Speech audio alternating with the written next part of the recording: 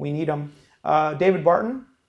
David Barton told me something amazing. Texas just recently passed a law saying that if 15 kids in a public school request a Bible class, the school must provide a Bible class. What? Yeah, you can clap for that.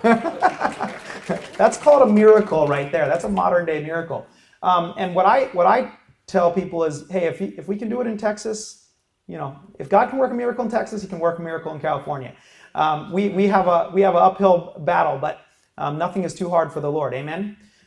So we're working on that. I have information about that. In East County, we're trying to get a Bible class into one of the public schools, San Diego East County. That's what we're working on now.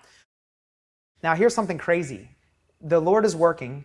In 2016, somebody in Sacramento is a Christian. They passed a law saying that you can teach intelligent design in social studies classes in public schools. Nobody knows about it. It's in the education code, but very few people know about it.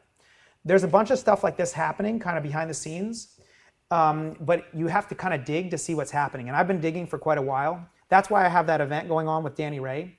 That guy, Eric Buer, that's on my flyer, he's an expert in the education code. He said California has the most friendly code to the Bible. It actually says in it, it was added in 2009, that the gospel must be taught or is strongly encouraged to be taught to kids in the public school as the Apostle Paul taught it. Those are the words in the code. Eric Buer told me 50% of administrators and teachers claim to be Christian, but they don't know any of the code, and they've been bullied into silence. And so what happens is all the teachers are afraid, the principals are afraid of a lawsuit. They get a letter from the ACLU, and so what they do is they just stay as far away from that as possible. So what we're trying to do in where I live is we're trying to set a precedent by getting a Bible class into one of the high schools. We have 13 high schools, 23,000 students. I know a Christian principal and I have a Christian teacher that's already volunteered to it. I just had a meeting with a lawyer last week, religious freedom lawyer, and we're going over the legality of having a Bible as history class in one of the schools. It's already being done in California, so that's not the problem. The problem is getting a few people that are courageous enough to stick their necks out, put the class in their school, and then when the ACLU writes a letter, the Alliance Defending Freedom said they'll defend anybody for free. For free. They'll defend the school for free on the case, and they would go all the way to the Supreme Court defending it for free. It's already been won multiple times in multiple states. It's just that Christians are completely unaware. So there's so many Christians, we shouldn't have a problem with this. So your question is a great question, and it's one I've asked myself a lot.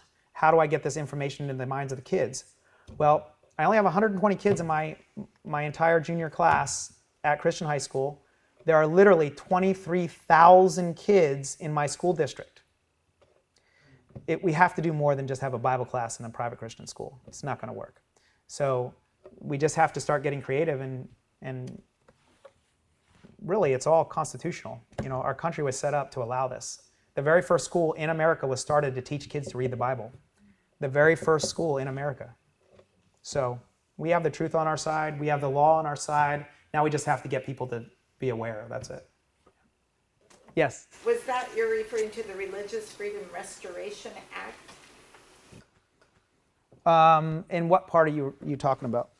Act of 1993. No, that's not what I'm referring to. It was passed in 2009, and it wasn't, I'm sorry, I misquoted. It wasn't a law. It was added to the education code. Yeah. Is that a good place to wrap up? Yeah? Okay. Thank you so much. I really appreciate being able to be with you. Thank you, Jim.